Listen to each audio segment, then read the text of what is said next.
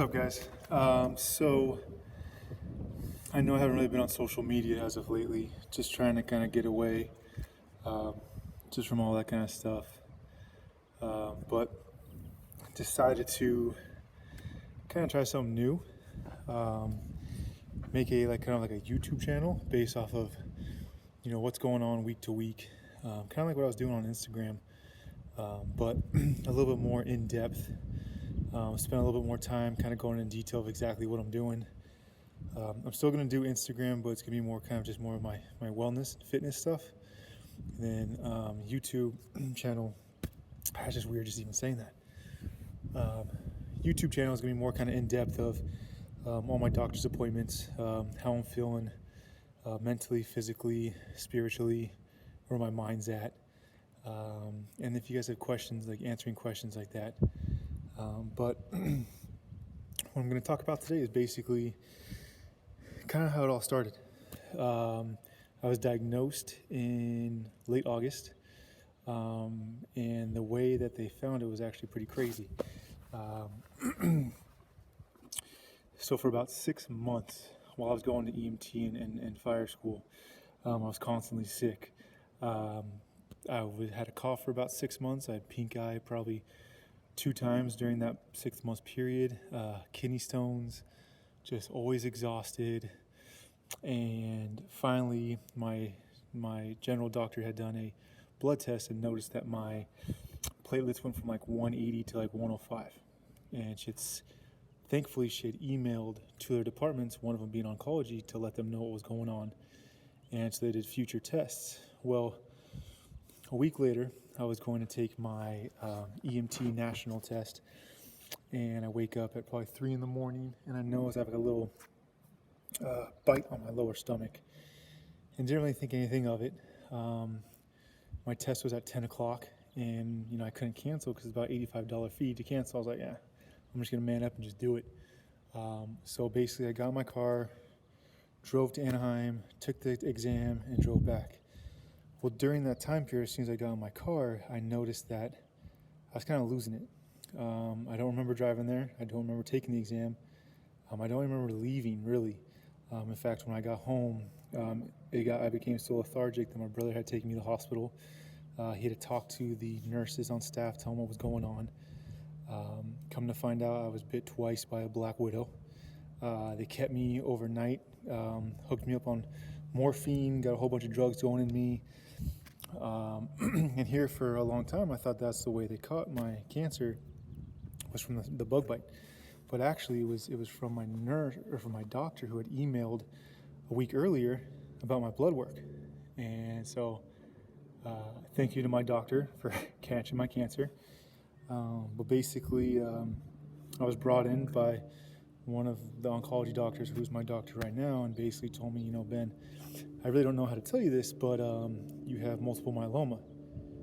And I didn't really know much about it, but anytime you hear the cancer, the C word, you kind of freak out.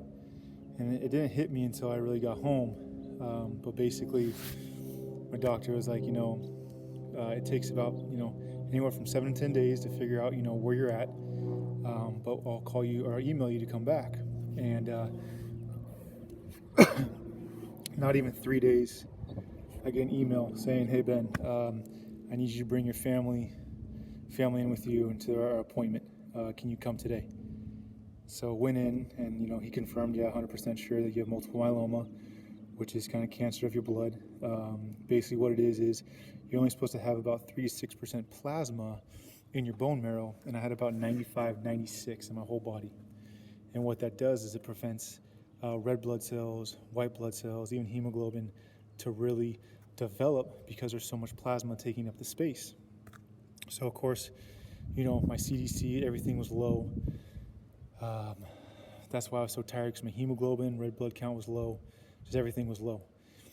And he's like, only took 2-3 days because they detected you had so much in you that it only needed 2 or 3 days. So found that out. Pretty crazy, everyone's crying, I'm crying. But I'm thankful that yes, it is cancer of the blood. It could be much worse. And with multiple myeloma, they're doing so much research that there are things that could actually help prolong, your life and prevent it from coming back. And I'll get more into that as the weeks come. But basically, I started chemotherapy in September. I'm still going. I'm on my 8th cycle. This is my 2nd week of my 8th cycle. Hopefully next week will be my last one. If it is my last one, I have my bone marrow biopsy on March 16th, which is always fun. And no, they don't put me out. I'm awake. Can't feel anything in the skin, but once it hits the bone, the pressure builds up. It's almost like you want to pass out. It's kind of very exciting. It's not. It's not exciting at all. It's horrible. But you got to do what you got to do, right? So that's kind of a background. The normal multiple myeloma patient is usually about 65 years old, and I'm 29, and they're usually not as healthy as me. So I'm not the typical multiple myeloma patient. So they're being very aggressive. My first 5 cycles were shots in oral chemo, and the treatment now is they give post-transplant to patients. They're giving that to me now, where it's actually injections and oral. Or not injections, I'm sorry, it's IV and oral. So the IV is only about an hour long, and the oral is about 21 days on, 7 days off. And the IV, each cycle lasts about a month, 3 weeks on, 1 week off. I do blood work every Wednesday just to make sure my levels are good. So it's a process, and I've learned that patience is key. And in more videos to come, I'll talk how if you're not concentrating and if your mind's not right, you can quickly fall into a dark hole, which I have a couple times. Facing like a little bit of depression, more agitated, even kind of some spiritual warfare. I've even talked about a story on my Instagram about spiritual warfare, and I had that last week, in which I'll probably be talking about my next video or the following video. But like I said, God's my right-hand man, and I'm putting it in His hands, and whatever His outcome He wants, that's what He's going to get. I'm just there to enjoy the ride, roll with the punches, and stay positive and take one day at a time. But yeah, today's video, I just want to more so kind of go over exactly what's going on with me.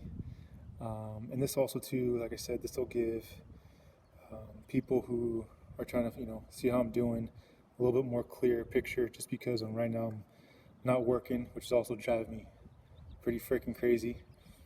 With all this free time on my hands, but I'm so used to working 10-12 hours a day. But at least with this, friends and family can see this and kind of tag along and see how week by week goes.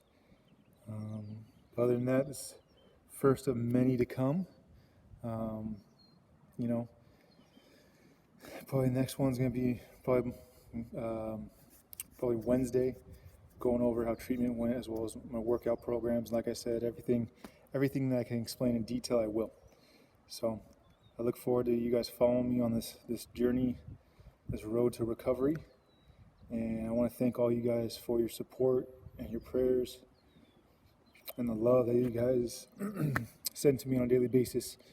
It really means a lot.